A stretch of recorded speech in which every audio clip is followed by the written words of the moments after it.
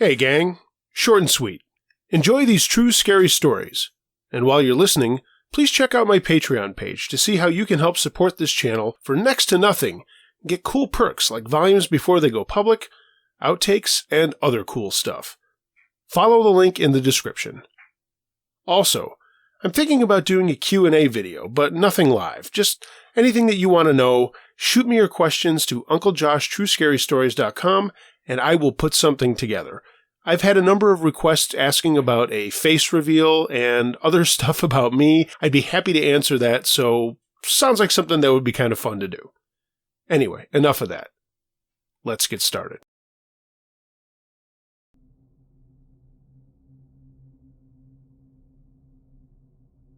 The Face in the Garage by Irish Jim, New York.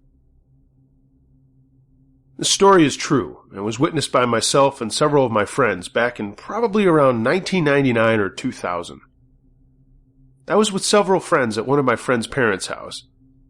They had lived in my town for years but had recently moved to this new place, which was an old Victorian home with a big backyard. Now, this is inner suburban Long Island, so backyards are usually not too large, if you have one at all. We found it quite the spot to drink beers without his parents knowing, since the yard was so dark and quiet. We were planning on going to a party a few blocks away after having a few pre-game beers. It was probably about 11 p.m. when we got ready to leave. Now, to exit the yard, you could either walk down the side of the house and through a gate and a fence, or walk down the other side of the house, down the driveway and out to the street. The driveway was long and narrow, and at one point abutted directly up against the neighbor's garage, which had a window on the side. As we walked past the garage, someone said, "Oh shit," and we all looked up to see the face of a man, probably in his 30s, looking out the window at us with absolutely no facial expression, just staring. I looked for a second and looked away as it was really kind of creepy. I recall it being round, white with dark hair, and having a look of sadness.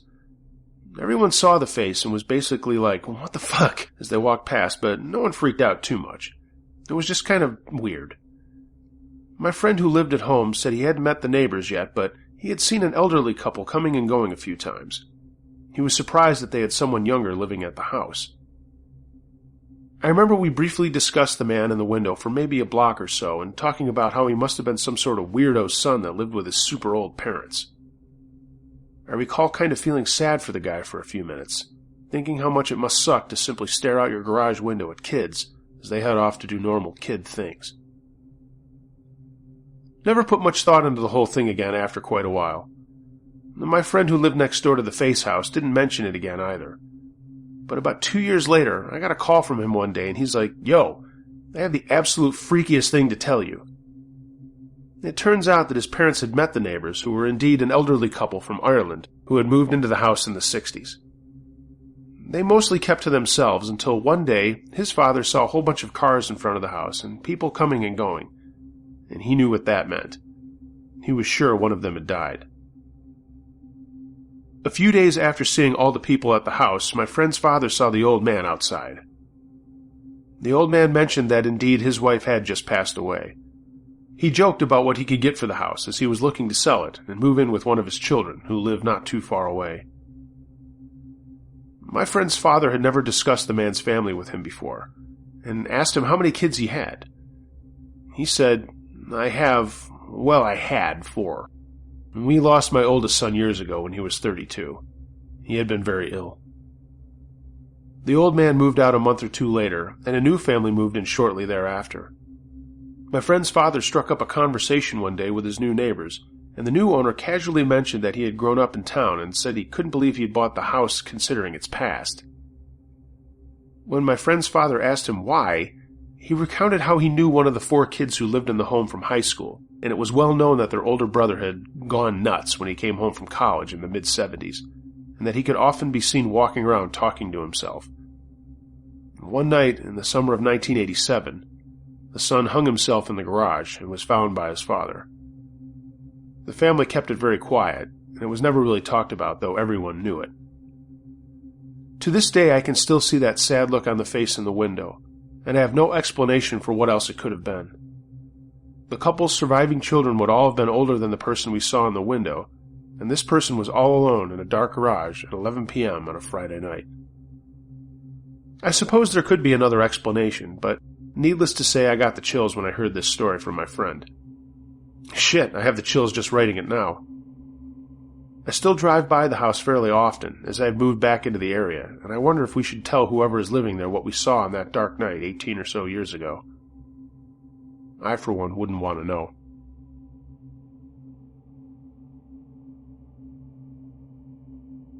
A haunted trailer in Duplex. Let me fill you in a little bit about the people in these stories. I will not give names because I wish to respect their privacy, but we'll call my friend in the first story Jean, and in the second story, we'll call her Beth. My first story happened in a double wide in a trailer park here in North Carolina. It was my friend's house. She has a little sister, and we'll call her Sarah. She had many seizures as a baby and many complications during birth, which most children probably never would have survived. She's always been in tune with the spirits ever since the problems, and she's now 15. But at the time of this story, she was only 13. I'm not sure of the date when I stayed the night, but I do know it was one of those kind of nights that chill you to the bone and make you want to just be with a lot of people at someplace warm. Well, I went to Jean's house for a sleepover. It was Jean, Sarah, and her other sister, but she's not involved in this story. Their parents were at a friend's house staying the night after a party, so it was just us kids. Jean was the oldest at age 16, and she was left in charge of the rest of us. We stayed up until about midnight just talking and laughing in the living room on our makeshift beds of the couch, love seat, and floor. A quick layout of the house. When you walk in the front door, you are basically in the living room facing the kitchen. To the right of the kitchen is a hallway that has a bathroom on the left, a bedroom at the end of it, and a bedroom on the right. To the left of the living room is the master bedroom, and that had an ensuite bathroom.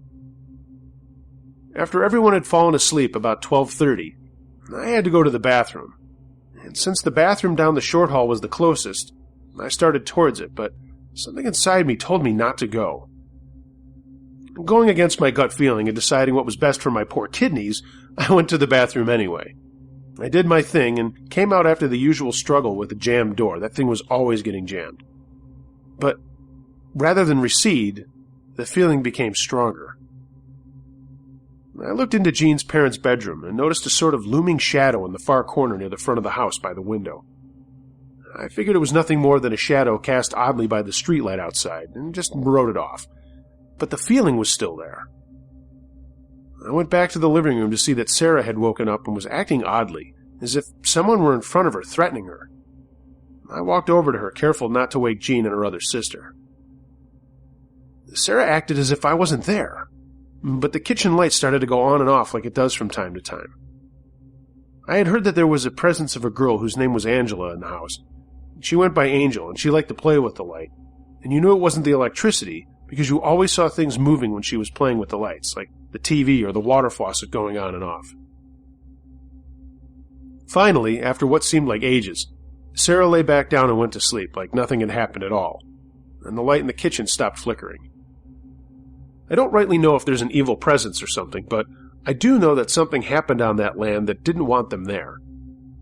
Angel, on the other hand, seemed to look out for all of us in the house.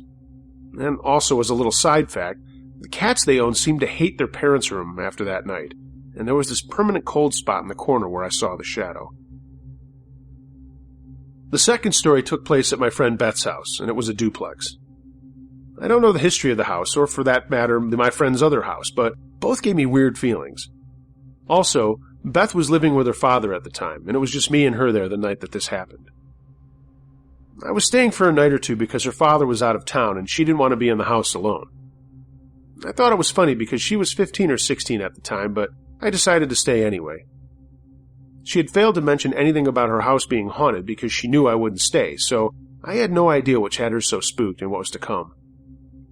About 9 p.m., I left her in the living room watching TV while I went to the kitchen to get some food to munch on because we didn't have any money for pizza. The door to the kitchen was a heavy wooden one that stayed wherever you stopped it when opening or closing it, and it's too heavy to be moved by the wind. For some reason, I shut the door when I went in, and as if something told me to, but I ignored it and went on the rampage for the food. The kitchen door slammed against the wall and made me jump and look out from behind the refrigerator door with a bit of pickle sticking out of my mouth. I didn't see anyone, but I figured Beth was just trying to scare me, so I again ignored it, and finally found some munchies and left the kitchen with the door standing wide open. I sat down on the couch and offered some of the food to Beth, and asked her why she was trying to play a prank on me with the kitchen door. She told me that she'd been sitting here the whole time, but did hear the door smash open and figured I had swung the door too hard. We talked a minute or two before returning to watch the TV, only to be severely unnerved by the sound of the door to the kitchen being slammed shut again. Beth convinced me to go with her and see if anyone was in the house. Even though she knew what it was, she didn't want to scare me more than I already was. That was according to her later on, anyway. We found the kitchen door to the outside just as we had left it, locked and deadbolted in 3 places. All the windows were closed, but again, wind couldn't have moved that door. Laughing nervously at each other, we bolted back to the living room and sat back down, muting the TV so we could listen to see if there were anything else was going to happen. Finally, after what I think was about an hour, we both were lulled into sleep by the silence. I woke up probably around 3:30 that morning to the sound of muffled voices coming from the kitchen. One was a man's voice that was very deep, and he was yelling at a woman who was screaming back and crying. The third voice I heard was hard to hear, but clear as a bell when I realized it was a small boy, about 6 or 7 years old. Too scared to move, I sat there not wanting to move for fear they would come after me, which now sounds kind of stupid to me. But after a while, there was a high-pitched scream and the sound of the woman sobbing, and then all was quiet. I looked at Beth, who was still fast asleep under the blanket we were sharing, so I decided not to wake her up, and I sat there until she woke up around 11 or 12 the next day. I asked her about it, and she explained that a little boy had died in the kitchen, along with his mother, at the hand of their father. She told me that the little boy keeps the door shut to keep his father from escaping. I still to this day haven't told her that every time I enter the house, I get a feeling of sadness, but in the kitchen, I get a feeling of hatred and anger. The father who we're talking about was supposedly drunk that night and thought his wife had been cheating on him. When the father went to stab his wife in the stomach, the little boy got in the way, and the knife went right through his throat. The father then proceeded to kill his wife, and then himself.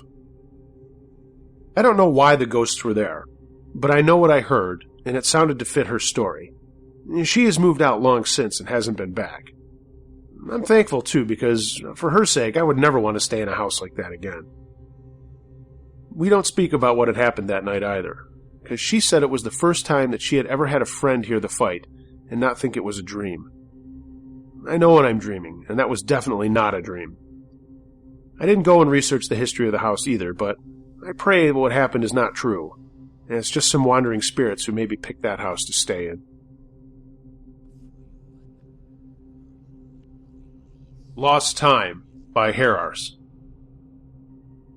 I'm 36 now, but the following happened to me when I was 19. A quick backstory. I was and still am a volunteer firefighter in a small West Australian town. In addition to the normal volunteer firefighter ins and outs of attending accidents, I was also involved in the sports side of the fire brigade. The fire brigade competition was made up of individual and team events, and the brigade you belonged to was your team. There were about 30 such teams across Western Australia, and between October and April we would travel and compete. We had traveled to Geraldton to compete in the state championships in 1999. Through hard work, I won the Champion Fireman Award and was at the fire brigade after-event celebration enjoying myself with my team, drinking beers and socializing. While I admit I was drinking, I was still traveling well, as there was a shitload of people to talk to, and a lot of my time was spent speaking with officials, older members, and with friends, catching up, so I had really not got my drink on yet. I needed to take a piss, so I went around the corner and started to piss in the garden, like I had a few times already, the same being for every other bloke at the party. While I was relieving myself, I got a phone call from an unknown number. Being away from the noise, I answered it, and I remember the guy asking for someone I didn't know, and ended the call after perhaps 10 or 15 seconds of, "Hey, sorry, wrong number." I finished my piss and then went straight back to the party. When I returned, I was absolutely in shock. Everyone had disappeared. It was dead quiet. Every table and chair was neatly stacked, all the rubbish cleared, the lights were off, and the doors were locked. There were no cars in the parking lot, and it was just dead quiet with not a sound. I was fucking confused. I took my phone out, and it was just after 4 a.m. What the fuck happened? I checked through it, and my phone showed literally dozens of missed calls, 30 or 40 text messages of people looking for me. I called my mate, and made it back to my hotel, and over the next few days confirmed with many people that I'd been standing in a circle and excused myself to take a piss after I received a phone call, and that was the last anyone saw of me that night. Where I pissed was where everyone else was pissing, so it was impossible that I could have been there unnoticed, and a group of friends had searched the entire place for me. But I was gone. I still don't know the explanation, and I'm still confused as fuck.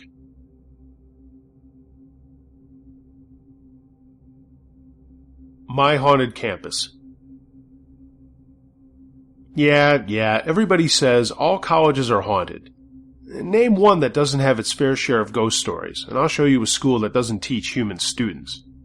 But my school, you better believe we're haunted. I go to a really small liberal arts school in the Midwest. We're actually pretty famous, and you've probably seen us on TV or read about us in Time magazine or something like that. Most importantly, we're an historic landmark in a town where Civil War landmarks aren't a dime a dozen. Each building on campus has its own ghost stories. There's the new girls' dorm, recently hit by a tornado that was haunted by the ghost of a suicide. Then there's the main hall, which spent some time as a hospital for the wounded and dying as the North fought the South only a few miles away. We can't forget the oldest dorm on campus, where the victims of accidental deaths are said to continue their education, or the old schoolhouse and chapel the school had grafted onto campus, whose doors open and close on their own. The most famous of these are the theater ghosts, and being a theater major, I've heard them all. Our theater was once the gymnasium of the school. It's an interesting feature that gives the classrooms unique things such as a basketball court floor or a swimming pool art gallery. Most of the ghost stories are set around the time of the switch between gymnasium and classroom, placing them around 1965. There was supposedly a girl that drowned in the swimming pool that later became the art studio. Students later nicknamed her Mona, a name that apparently doesn't bother her much. She likes to play jokes on the art students, but the ones she really loves to get are the theater kids. We would be in the middle of rehearsal, usually around 8 or 9 at night, and suddenly the soundboard would go nuts, playing pre-show music from whatever disc was in the machine. The lights dim, though the power is controlled through a locked room, and the campus 2-minute warning bell will ring. And all it takes is a gentle asking of Mona to cut it out, and things will eventually go back to normal. Sometimes we'll be working in the costume shop, which is located above the scenery shop on what is called the Horseshoe.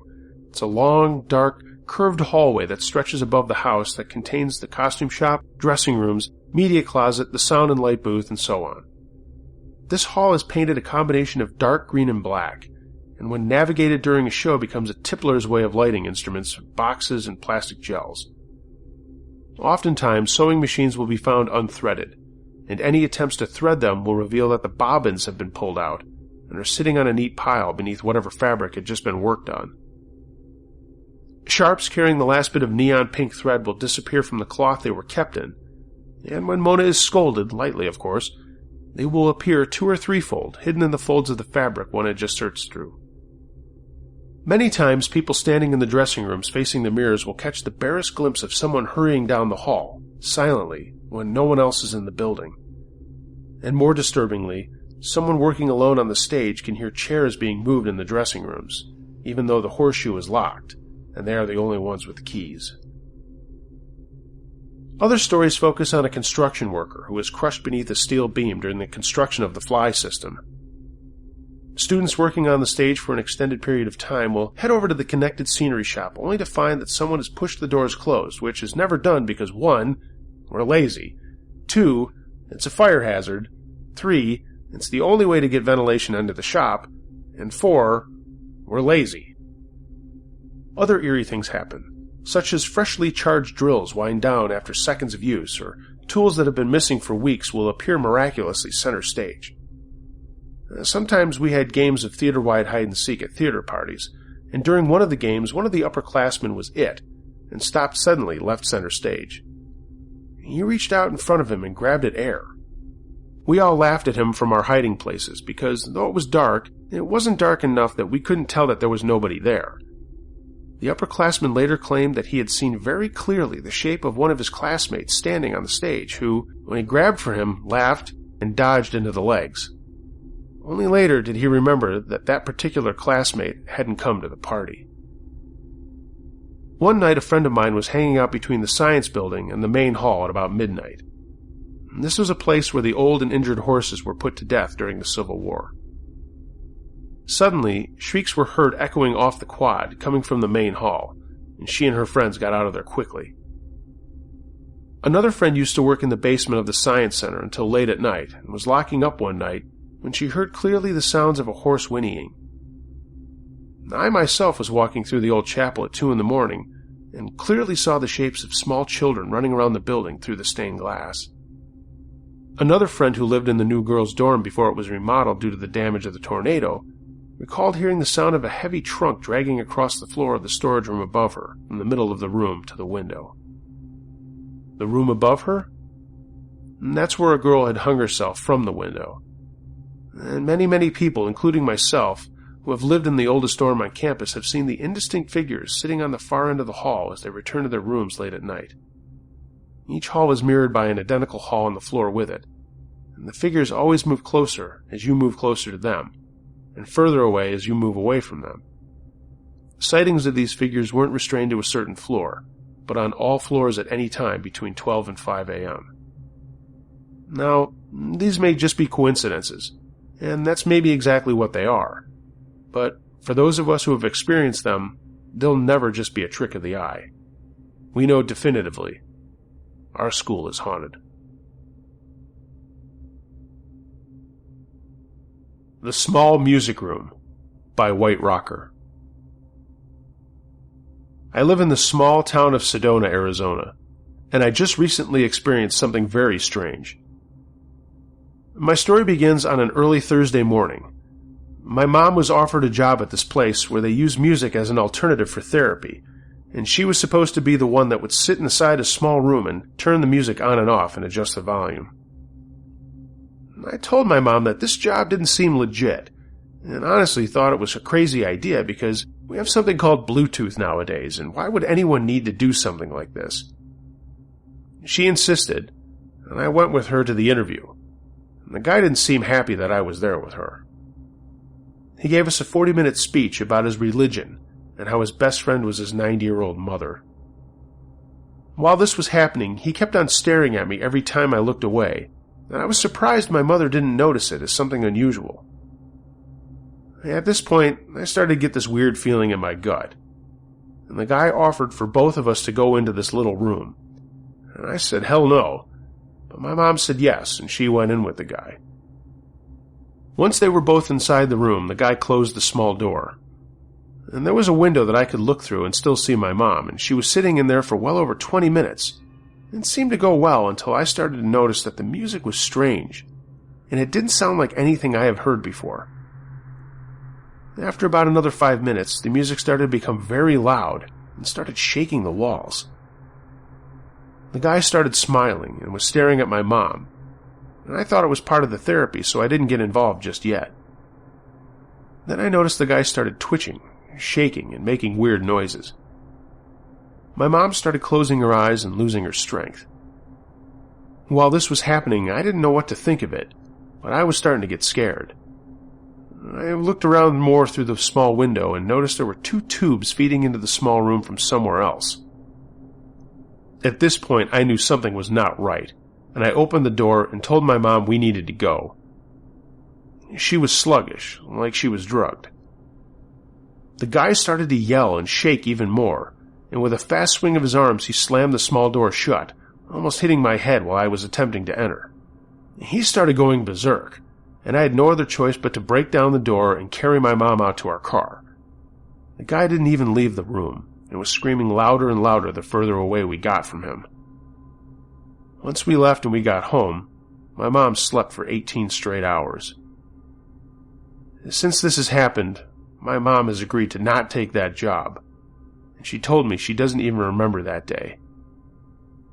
I will never forget that horrible, dark, and creepy place. The creepy smile that guy had, his twitching, his yelling, his bloodshot eyes that seemed to follow me every minute. If you live in Sedona, Arizona, beware of this small music room. The Mercury on the Highway, submitted by Banner Sampson. This took place back in my late teens, in the late 80s in southwest Louisiana. My cousin Jimmy and I have been close for decades. We both share an interest in the paranormal, and when we were 7, we made a pact to hunt for Bigfoot. When we were 10, we would hike and explore the woods around our houses for abandoned farms to catch ghosts, and we even started a ghost club in our early teens, pre-internet days, of course. When we got our driver's licenses, we drove to every supposed haunted road or bridge we could look up. By the time we hit our late teens, though, thoughts of girls and the activities associated with them took over our interests. In the summer of 1990, a chance misdialing of a mutual friend's number had us hooking up with 2 girls from a town south of where we lived. Taking Jimmy's much cooler 1979 T-top Camaro rather than my not-so-cool Ford Fairmont, we set off to the mall in the nearby city of Lafayette, where we had agreed to meet the girls. Not surprisingly, they didn't show. But rather than waste a great evening, we stowed the T-tops in his trunk and left the mall for a drive. It was summer, and it didn't get dark until around 8 p.m., so the afternoon found us cruising south on the Abbeville Highway. There was little traffic back then on this highway, unlike now, and we were enjoying the sun, the road, tunes, and conversation on the hard-to-understand female species. We hadn't seen another vehicle for a while, something we had commented on in between ruminations about girls. We noticed that we were rapidly gaining on a vehicle ahead of us. Before he had passed away 2 years before, my dad had gotten me interested in classic cars, so I became excited as we approached this vehicle. I could tell by its bulky, round shape that it was a car from the 30s or 40s, though at 18, I wasn't well versed in makes or models.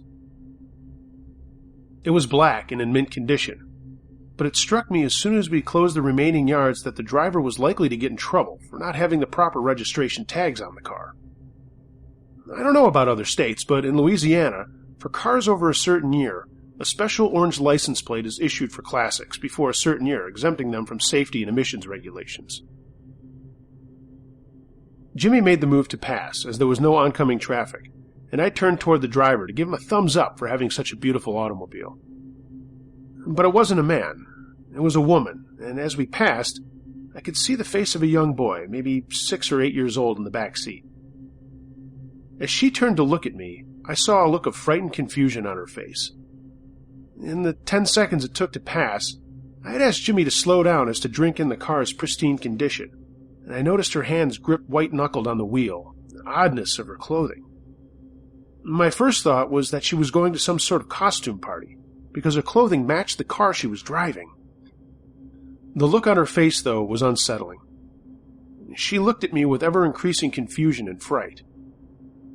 As we completed the passing maneuver, I asked Jimmy if he had seen what I saw. Yes, though not in the detail, as his attention was split between the encounter and the road.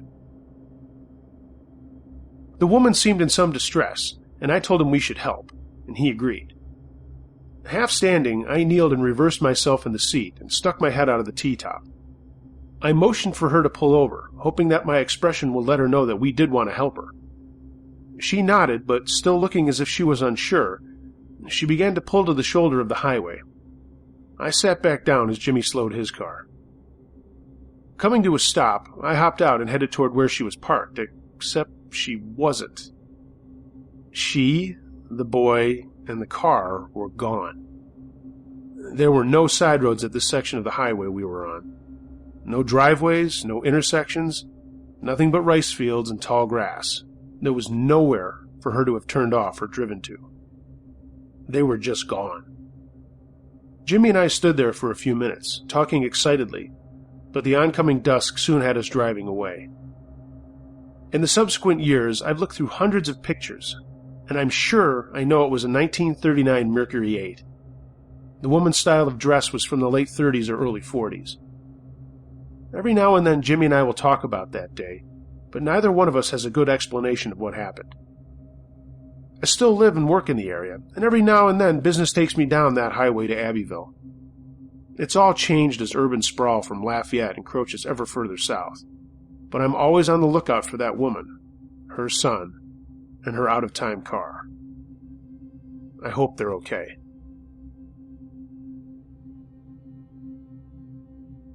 The shape in the church. About 5 years ago, my ex and I were messing around ghost hunting out on this country road that's kind of a local legend. It's an old dirt road framed with mossy oak trees, and anyone from the south knows the type I'm talking about, and how creepy they can be at night. At one point in time, there were 7 churches on this road, but while we were out there, there were only 4 still standing. One of them was basically ruins, 2 were abandoned but still intact, and 1 is still in use. There are many scary stories about the abandoned churches, so we were out there to see if we could find anything. Consequently, I haven't been out there in many years, but I've been told that the abandoned churches have since been demolished. Like I said, we started out checking the abandoned ones first. They were kind of creepy, and one was just a big open room. The other more modern and still had pews in it and other wrecked crap. They all had small graveyards surrounding them, so we snooped around those for a while, taking pictures and never seeing anything ghostly, just general creepiness. Of course, we were being respectful of the dead and the buildings themselves. A lot of other people had been in there and trashed them, and spray-painted on some of them, but we didn't do any of that crap. After checking out the abandoned churches and not seeing anything, we went down the road a bit further to the church that is still in use. We snooped inside the windows, not disturbing anything of course, and took pictures and walked around the graveyard. This was all dark and near midnight, mind you. At one point, my ex said she saw something that looked suspicious inside the church, so we shined our lights in the windows but couldn't see anything. We chalked it up to being just some sort of shadow. After not seeing anything definite, we walked around to the side of the church where my truck was parked. She got in on the driver's side and was settling into the middle of the seat when she looked back at the church and completely froze, wide-eyed and motionless. I'll never forget this, and it still gives me chills every time I talk about it. I asked her what was wrong, and we did the classic horror movie scene. Her. There's something in the window. Me. Yeah, sure there is. You're just being funny. Her. No, really, look. Then I turned around and saw what she saw. In one of the windows on the side of the church, there was something. I don't know what, but it looked like a face, and it was doing a kind of bobbing motion in a slow arc from one side of the window to the other, back and forth, like it was looking at us curiously and examining us. It wasn't until it moved along the inside wall of the church that I started getting spooked. I started up the truck and pulled out of the parking lot. It didn't really sink in for a minute or two what we had just seen, and then I started thinking about it and became extremely creeped out. It wasn't a reflection from anything outside, and the only other thing I can think of is some sort of animal in the church, but the church was still in use, and the doors were closed up for the night, and none of the windows were broken. Plus, that face looked really human. Even to this day, I still try to think about what we could possibly have seen in that window of that church. I still don't have an answer.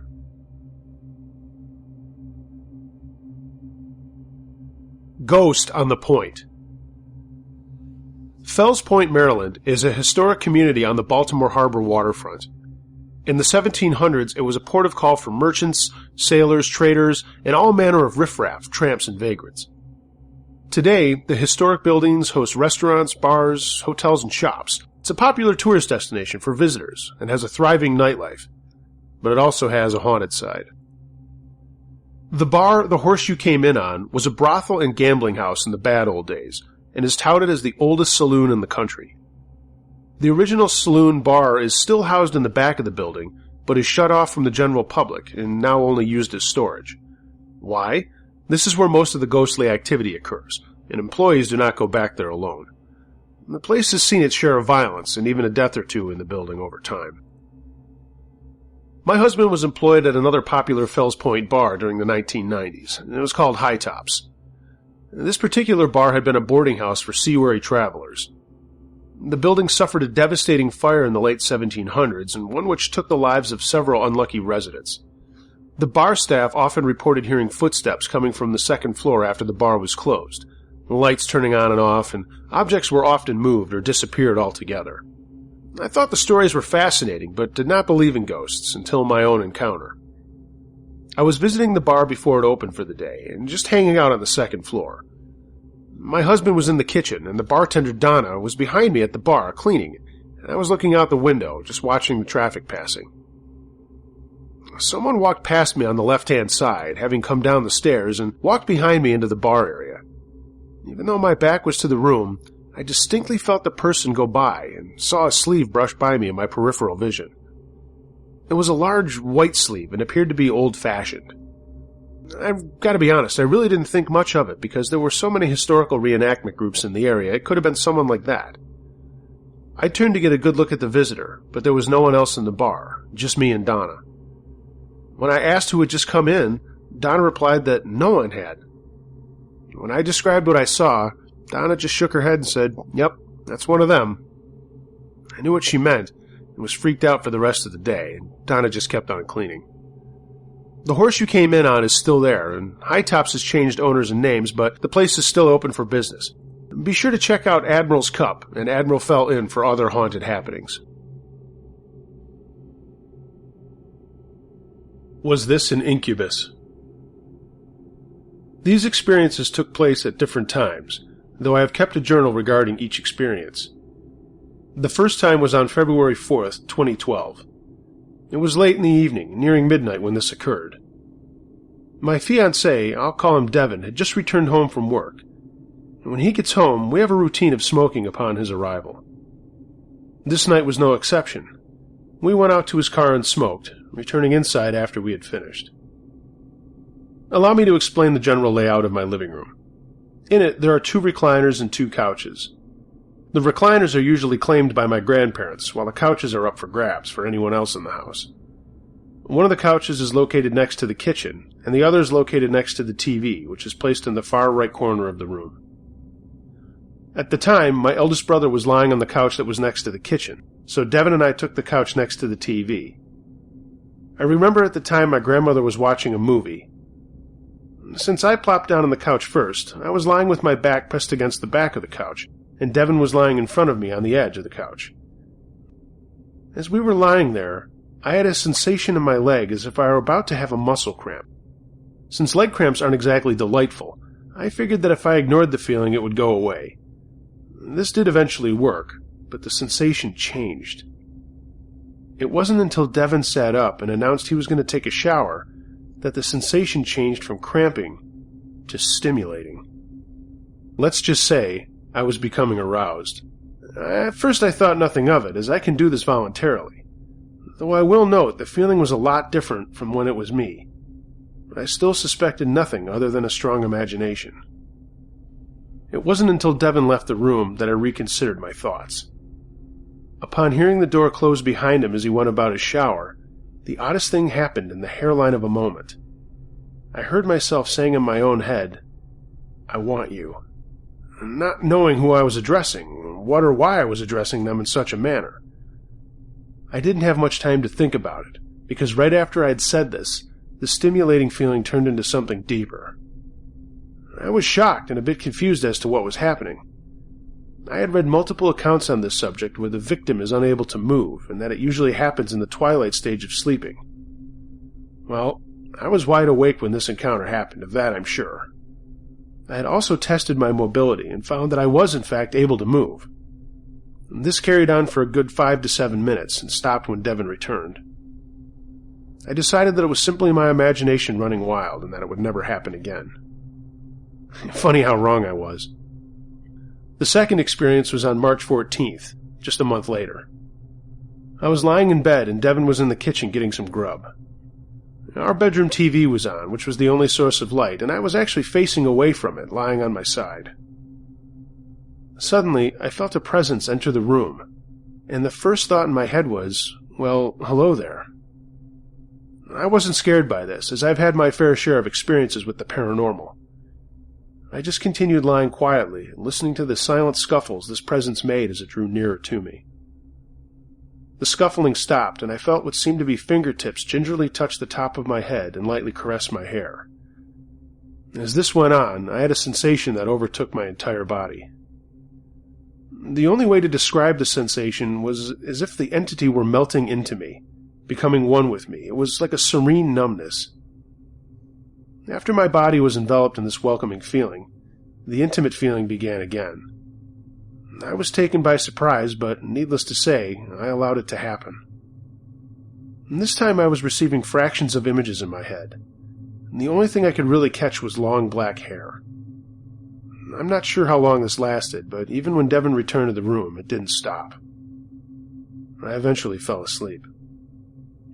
The third experience was April 17th of that year. Devin was at work that night, and I was lying in our room playing video games. For a few hours I played Fallout New Vegas, and then decided to switch to Skyrim. After about an hour of playing, I got bored and decided I wanted to smoke and watch a movie. I got up, went into the living room, grabbed the new Footloose, and returned to my room. I started the DVD and allowed the previews to play out while I stood outside and smoked. About halfway through my smoke, I randomly began to think about the previous experiences I had encountered.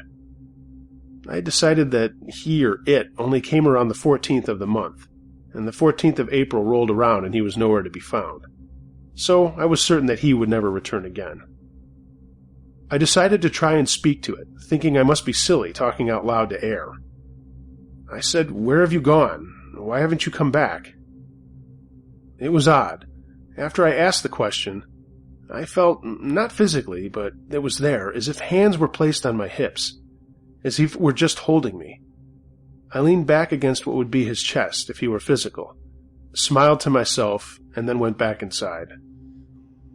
I watched my movie, and not even a minute after I laid down and got settled beneath my comforter, that the intimate feeling began again. This time I could feel his weight on me. At first it was just my legs, and my knees were literally pressing against each other, bone to bone. And then my entire body. I was lying on my right side, facing the TV. He actually stuck around after we were finished, and I got the impression he was somewhat cuddling with me. I had a few more experiences with him, but haven't in a long time. I think he's gone for good. I'm still not sure if this is just my imagination, or if he or it is really there. Our Real Poltergeist. Any people who say that you have to tune into the spirit world, or people who say they don't believe in ghosts, are usually people that have never opened their minds enough, or because maybe they have seen or felt something they couldn't explain, and it scared the shit out of them. I used to live in this huge, drafty house in California. I was young when we moved in, maybe 1.5 or 2, and my first experience with the ghosts, I was in my crib, and all of a sudden, out of a dead sleep, I woke up and started screaming. It's not because I had woke up, but because I had seen a woman in the corner of my room. My mom came in and comforted me, but when I was older, she said that she had seen the woman too, and that she was just watching me and was not there to hurt us. This was an old house, and there were very nice hardwood floors throughout. My dad would redo them every 6 months or so. He had just gotten done with them one day, and I had to play Legos and dolls on a beach towel so the floor would not be scratched. I was playing, and all of a sudden I looked up, and there was this woman in a white dress, but maybe it was more like a nightgown. I looked up at her, and being a 5-year-old, I wasn't scared. And I started talking to her. Hell, she started playing dollies and Legos with me. I love to talk, so I'm sure I was just yammering on and on and on, telling her about anything and everything. And my mom finally walked in the room after she heard me talking and said, "Who are you talking to?" I told her, "The woman in the nightdress." And when I looked back to where the woman had been sitting, she was gone. I used to love movies, especially Who Framed Roger Rabbit. My parents' bedroom was the only TV that had a VCR. When my mom would go on a cleaning spree, she would want my older sister and I occupied, so she always put us in her room and put that movie on. I always felt a little weird about that room for some reason. There was a fireplace with wire mesh doors that were on hinges, and they would squeak just a little bit when they opened. So we were in there watching the movie Who Framed Roger Rabbit, and the fireplace doors started opening by themselves. It knew that I knew, because it would slowly open when I turned my head and watched the movie. And when it would start again, I would snap my head back and it would stop. Then, when the movie was over and we decided to leave the room, we heard one final squeak of the fireplace doors as if someone had yanked them off the hinges. We ran out, and I didn't look back. The basement just felt creepy, and it wasn't just some old rundown basement. My father and uncle had remodeled most of the house, and downstairs there was a room which was my dad's study, and then a door that led to another room, which was our playroom, where most of our toys and dress-up stuff was. It would take my sister and me an entire day to clean that room, because we were little kids, and I remember spending all of one day to clean it, and the next day we went down there and it looked like someone had come in with a typhoon. I mean, the entire room was trashed.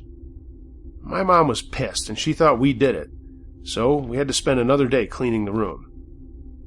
The next day we went out to run errands or something, and when we came back, our entire living room was upside down, literally. The chairs had been moved, the TV was lying on its back, the couch was standing long ways against the wall, and stuff was thrown everywhere. I mean, it was a sight. My dad never believed any of this, and he never saw anything. Well, that's not true. He just doesn't like to talk about it. There were nights when the kitchen cupboards upstairs would just slam and slam and slam, and doors would open and shut, and shit would just go crazy. My dad told this story to me one time, but then refused to tell me about it again. He said one night he woke up out of a deep sleep at 3:02 a.m., the hair standing up on the back of his neck. He looked at his wristwatch, and it had stopped, and he got up and noticed that all the clocks had stopped in the entire house at 3:02 a.m. As he walked past the television in the living room, it turned on and there was a football game on, when football wasn't even in season. He said as he walked under a light, it changed colors and then went back to normal, and the kitchen was going crazy again, all the cupboards slamming open and the doors opening and shutting. My uncle stayed with us once while we was remodeling with my dad, and he's the kind of guy that never takes his boots off until he is practically in bed. He's a carpenter, and during that time he stayed in the basement while he was fixing the place up with my dad. One night we had family over, and my grandma was down there too. My uncle hadn't come down to bed yet, and my poor 300-pound grandmother saw the television levitating in the air. She freaked out. I mean, this is a large woman, and she came tearing up the stairs, freaking out, yelling and screaming because no one had told her that there were ghosts in the house. Uncle Jeff to the rescue. He went downstairs with his boots on, and came up a few minutes later with his boots off, his face as white as snow. He walked up to our fireplace in the living room and rocked on his feet all night long, and didn't want to go to sleep. Whatever he saw in the basement scared the hell out of him. What got us all was that he went down there with his boots on, tied, laced everything. But when he had come up white as snow, his boots were not on his feet. I asked him about it, and he acted like he didn't know what I was talking about. We moved out when I was about 7, and despite how crazy and scary that place was, I missed that house. The Forest, submitted by Jack Torrance Lives. Hi, Uncle Josh. I know you don't do creepypastas, and I assure you this is not a made-up story. This really happened, and my friends and cousin would assure you that it's real. I hope you think about sharing it. This happened about 20 years ago or so, and it still sticks with me to this day. I'm not going to lie, I've submitted this story to other scary story videos, but I haven't ever heard it. So I just found yours, and I'm giving it a shot. Me and a group of my friends used to go hunting and fishing on some property in the middle of nowhere in Vermont. One of my buddies, I'll call him Pete, had a second cousin named Donnie who was older than us and owned a lot of land near a little town called Troy, Vermont. That's not far from the Canadian border. Donnie was kind of an odd guy that lived in a cabin on his land with no running water. Off the grid, I guess you'd call it now. Heck of a woodsman, built the place himself, and outside of electricity, there wasn't much more his place had to offer for those not looking to rough it. Pete and my other buddy, I'll call him Tony, and I wanted to take a weekend to just get out in the woods and fish and shoot some trap, away from the girlfriends, and in Tony's case, his whole family. Just guys being guys in the woods. Pete sent a note to his cousin saying we were going to be coming down for a weekend. It was late August, and we'd be there on Thursday, August 24th, 1995 to be exact. I know the date because I'll never forget that weekend. We loaded up my pickup with all of our gear. Shotguns, pistols, clays, Pete's thrower, food and water, and yeah, a boatload of beer. I had borrowed my dad's Honda Pioneer and trailer, and Pete brought his Polaris. It was still very warm out, even for being that far north, and we were psyched. We all lived farther south near Manchester, so it was about a 3-hour drive north, and it was nothing but laughs and loud music, and 1 or 2 roadies were thrown back, I'm sure. We got there at about 4 in the afternoon and stopped at Donnie's place to let him know we were going to be camping near a pond about a half-hour away from him and his neighbors. He had 2 neighbors. One guy I'll call Larry, who was actually at his cabin when we drove by, and we waved. And this other guy I'll call Kevin. Kevin only used his dilapidated shitbox for hunting, and that's the only time I ever saw him. Nice guy, just didn't take care of his place. We had to drive back by Larry, and we honked the horn and waved again, and he waved back holding up a beer in one hand while leaning on a shovel. There was a little drive off the dirt road where we parked, unloaded the ATVs and repacked the Pioneer and trailer with our stuff, and headed down the game path that would take us to the pond that was edged by a very dense forest. When we got there, we drove around the pond to a place we knew that had a sandy beach, and that's where we set up shop. I did notice something odd along the trail, though. I didn't mention it to the other guys. There was a strange set of blazes that led up to the forest that I had never seen before. They were red markers, but they had a weird symbol on them, kind of like an arrow going through a triangle. I kept it to myself and stopped thinking about it. The first night was spent pitching camp and setting up a forest latrine, gathering firewood and shit like that. There was plenty of beer flowing, and soon Tony had a solid fire going. We ate and drank into the night talking about what 25-year-old guys talk about. A little after midnight, we heard the coyotes coming out with their yipping and barking, and everyone put shells in their shotguns just in case. Coyotes aren't that dangerous, but they can be a pain in the ass. We all fell asleep and woke up the next day for some fun. We fished and shot and got into a heated target contest with our pistols, but just having a blast and just enjoying being outside. After dinner that late afternoon, we settled back in, and that's when Pete was staring at the woods behind me as I sat on a log, fishing a smoke out of my shirt pocket. "What's up?" I asked, after a few minutes of him staring. "What? Oh, nothing, I guess," said Pete. Tony made a joke about him being a retard and got a hearty, "Hey, fuck you, you tool," right back at him. I turned around and saw the blaze on a tree and looked back at the guys. "You noticed those too?" Pete nodded. "I wonder where they lead." Tony was fired up and said we should go check it out right then, but it was getting dark. And Tony said I was being a fag and that it would turn out to be fun if we checked it out. I shrugged and we got our mag lights out, and I figured, okay, what the hell. Pete said he wasn't going anywhere without his Benelli, and I still had my holstered Smith & Wesson 9mm on my hip. So, off we went, looking for the next red blaze. Later, we'd wish we hadn't. It's amazing how quickly it gets darker when you go deep in the woods, even though the sun wasn't even at the horizon yet. It's kind of cool, but it's also kind of scary. The blazes were pretty easy to find, and after about 15 minutes or so, we came to a clearing with a big tree in almost the center of it. It wasn't really a tree. I mean, it was a tree, but at this point it was just a big stump, about 8 feet tall, surrounded by dirt and gravel.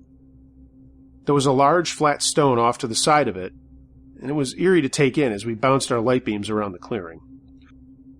There was another blaze on the far side of the place, and Tony went over to it and disappeared into the woods.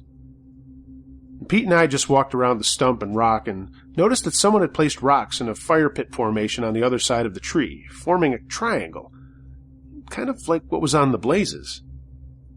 We looked at each other with that, "What the fuck is this?" look, and suddenly Tony came bounding out of the woods. It was nearly silent up until then, and it scared the shit out of us. Tony laughed and said the blazes went on for quite a ways. My mind kicked into gear. This wasn't an overland trail. These blazes were leading to this spot, I thought. I said as much to my buddies, and while Tony laughed at first, he started thinking about it too, I could tell. "Let's go," said Pete. I could tell he was uneasy. I played my maglite over the stone and saw that it had carvings in it, and they looked like runes. I said that aloud, and Pete, now getting even more nervous, said, "How the fuck do you know they're runes? Shut up, man, let's just go." I didn't mean to, but I got kind of pissed and said back, "I know because I grew up reading Tolkien, and this shit looks like dwarf runes, which are based on real Norse runes, okay?" I shot Tony a look as if to say, "Don't call me a fairy now, dude." We were all quiet for a minute. "Seriously?" asked Tony.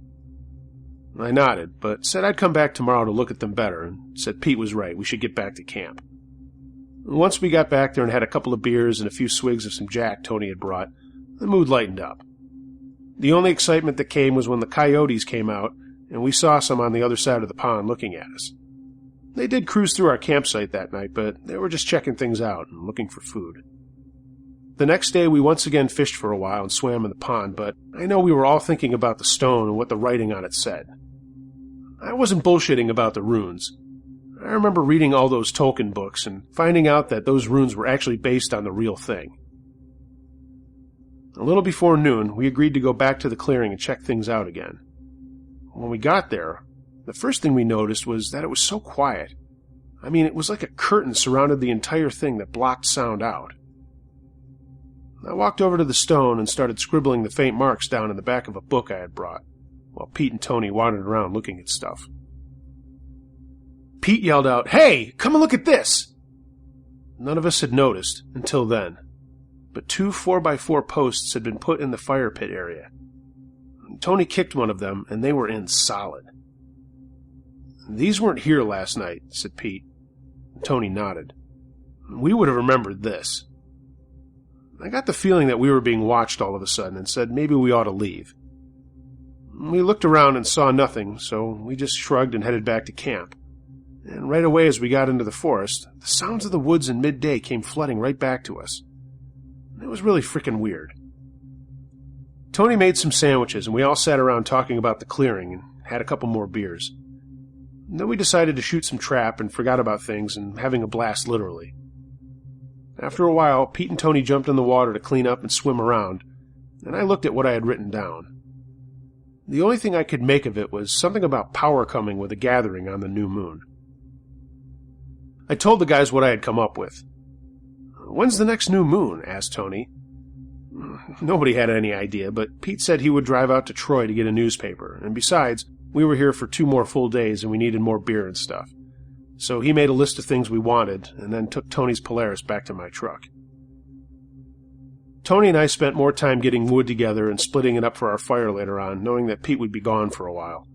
Then we had some fun by launching pieces of wood into the pond and shooting at them with our pistols and keeping score. And every once in a while, I'd look back over my shoulder at the trail blaze and wonder what was up with that clearing.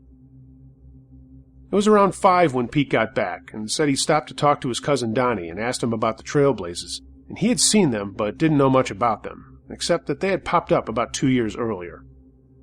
We all cracked a beer and Pete threw me a pack of smokes and then set to restocking the coolers. "Oh shit, I almost forgot," Pete said, and went back to the ATV to grab a newspaper. "I already checked the weather page, and it looks like tonight is the new moon, which explains why it's been so dark and just stars out at night." We all looked at each other silently, and Tony spoke up. "Are you guys thinking what I'm thinking?" I remember wanting to say yes, but my throat was dry from a cigarette, so it took a swig of beer to say it, and Pete nodded. "Let's sneak back there tonight and see if anything happens." This was crazy, but it was kind of exhilarating, too. I'm not going to lie. It was like we were little kids going to that strange house on the dead-end road everybody said was haunted. I suggested we eat an early supper and get geared up for the night. Tony got busy making spaghetti, and Pete and I walked to the far end of the pond to clean up the wads from our shotgun shells that were floating in the water. I looked up and over at Tony in our camp and grabbed Pete's arm hard and pointed. Tony had no idea, but 2 people had walked right into our fucking camp behind him and then into the woods following the trail. He never even noticed.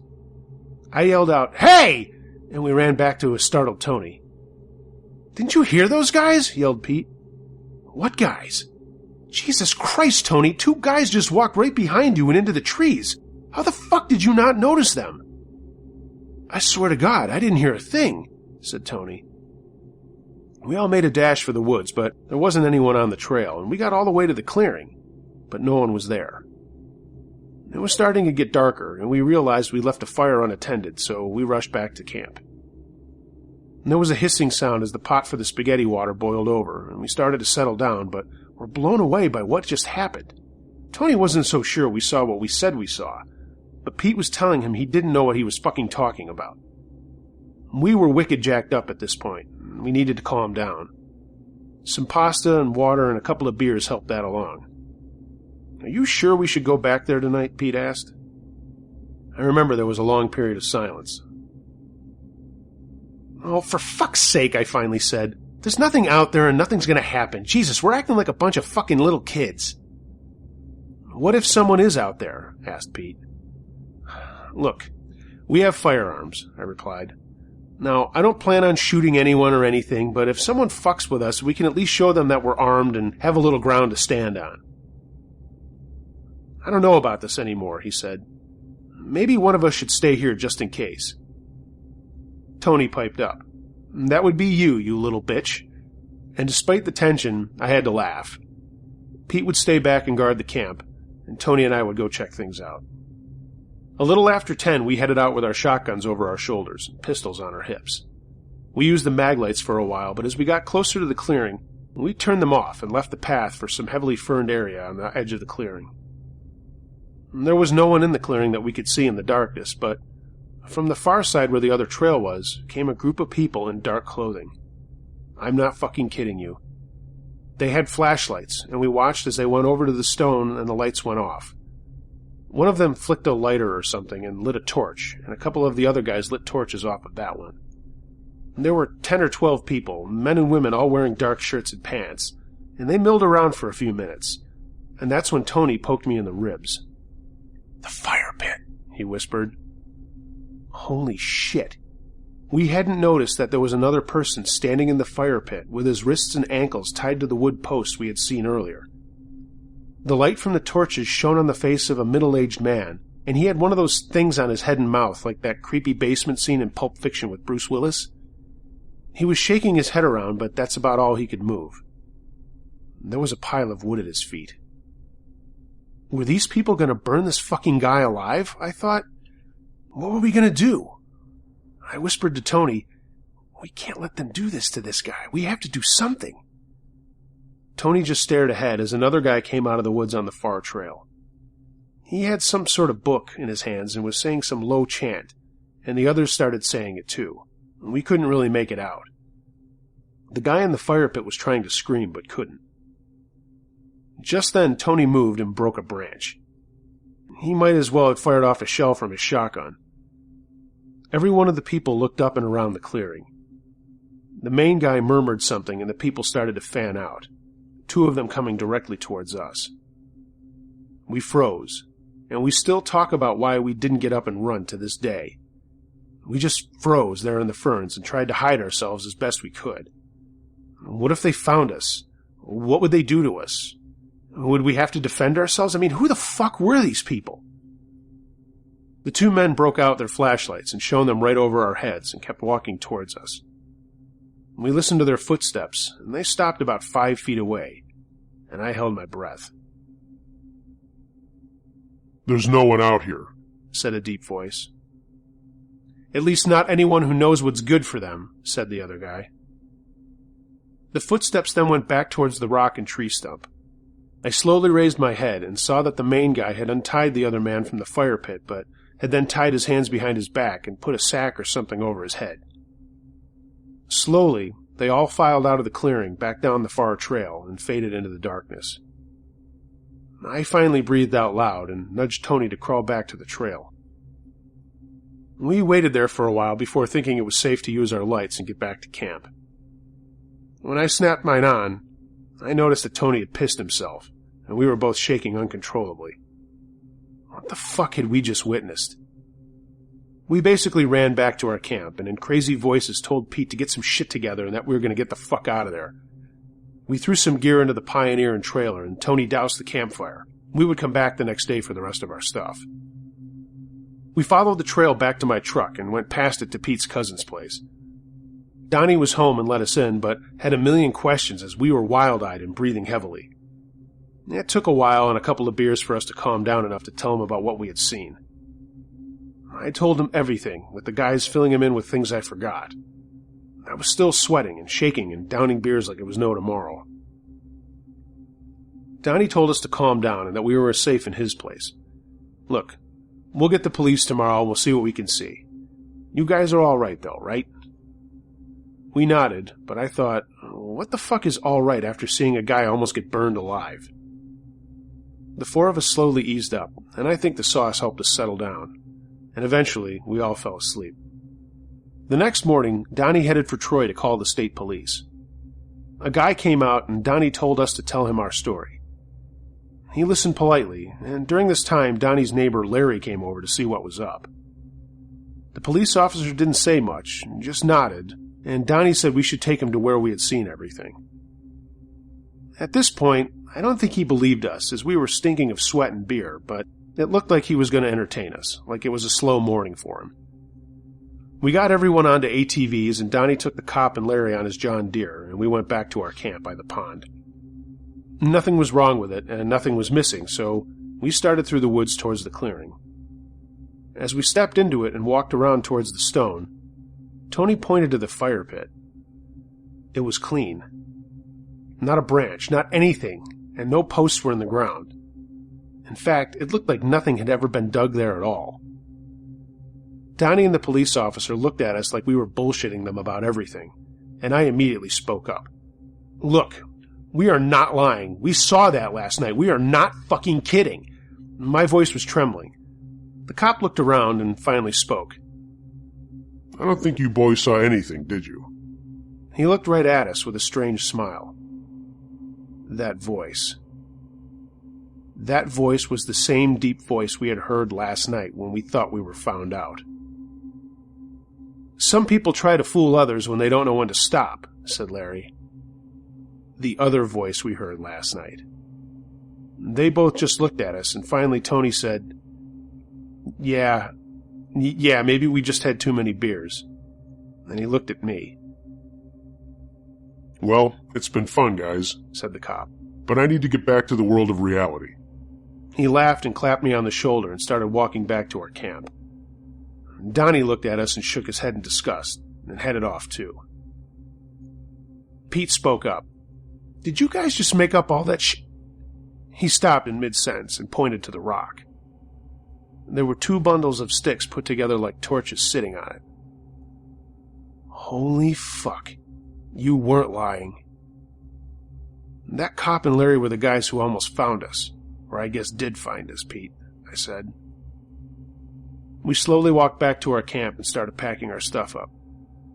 We didn't feel like staying any longer. We cleared out and stopped at Donnie's, where he just laughed at us again. As we pulled away, Larry was out in front of his place again and raised a hand as we drove by. For your sake, I hope you don't see anything crazy again, he said. And then he laughed and laughed. I have no idea what was going on out there, but I do know that I never went back, and I never will go back. Fuck that. Tony and Pete and me still camped together, but not there. Donnie met a woman and sold his place, and while I don't think he believed us, he's never gone back there either in the past 10 years. But there it is. We know what we saw, but we don't understand what we saw. And that happened, August 25th, 1995.